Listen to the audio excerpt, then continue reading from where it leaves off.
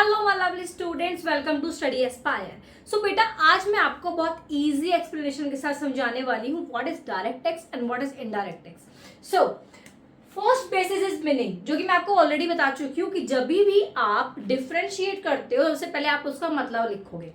So first is if a tax लेवाई on the income or wealth of a person is paid by that person or his office directly to the government, that is called direct tax।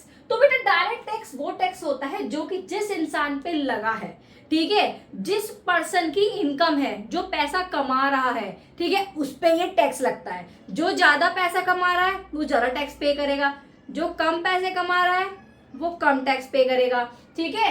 On the other side indirect tax की बात करें, if tax is levied on the goods or services of a person is collected from the buyers and another person, जो कि seller and paid by him to the government, it is called indirect tax। तो बेटा ये tax उन पे लगता है, मतलब जैसे कि सेलर पे टैक्स लगता है और सेलर हम कस्टमर से जीएसटी लगाकर उस टैक्स को हमसे लेकर फिर भरता है गवर्नमेंट को, ठीक है। तो डायरेक्ट कौन सा हुआ कि जिस वो डायरेक्ट भरा जा रहा है, ठीक है, जिस पर्सन पे लग रहा है उस पर्सन को ही पे करना डायरेक्टली टू द गवर्नमेंट। अब इसमें क्या है, इनडायरेक्ट टैक्स इनडायरेक्टली भर रहा है, ठीक है, भरना सेलर को है लेकिन वो ले रहा है कस्टमर से, ठीक है।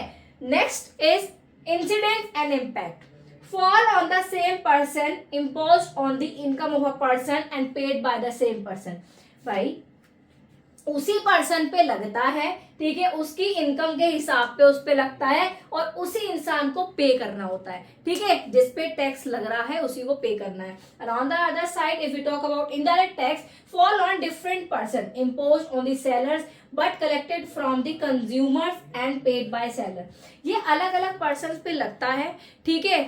तो सेलर क्या करता है, भरना सेलर को होता है लेकिन वो अलग अलग कस्टमर से कलेक्ट करता है और सेलर पे करता है गवर्नमेंट को।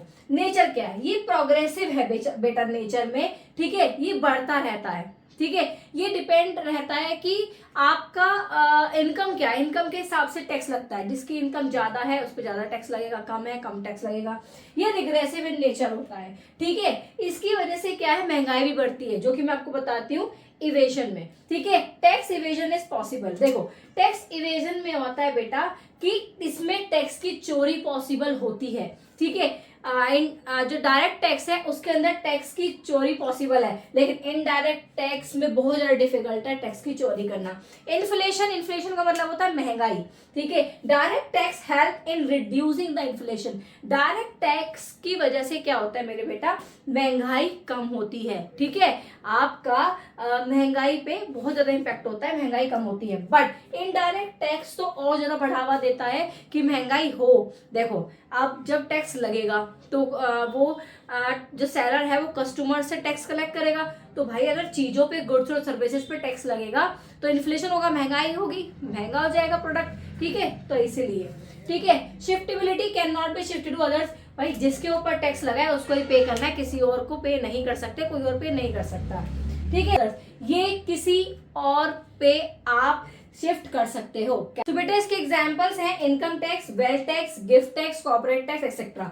और आपके इनडायरेक्ट टैक्स के हैं can be shifted to the others, जो कि भाई दूसरों पे शिफ्ट किया जा सकता है। किस पे, कस्टमर्स पे। तो कस्टमर में कौन कौन सा टैक्स लगता है, जीएसटी, कस्टम ड्यूटी एक्सेट्रा, और भी बहुत सारे हैं, ठीक है। आई होप आपको क्लियरली समझ में आ गया होगा। डायरेक्ट वो कि भाई जो जितना कमा रहा है उसके हिसाब के उसको टैक्स देना पड़ेगा, ठीक है। और इनडायरेक्ट टैक्स हुआ कि लग रहा सेलर पे है बट सेलर किसी और मतलब बाकी कस्टमर से ले रहा है, ठीक है। तो आई होप मैंने आपको बहुत कोशिश करी है कि छोटे से छोटे मैं आपको मैं क्लियर कर दूं, ठीक है। अगर कहीं भी आपको प्रॉब्लम आती तो आप मुझे बताओ, मैं आपके डाउट क्लियर करूंगी। I hope you like it, so please do like, share and subscribe my channel. और आप किसी भी वीडियो चाहते हो, किसी भी टॉपिक पे आप मुझे बताओ, मैं आपके लिए वो वीडियो बनाऊंगी, आपको हेल्प करूंगी।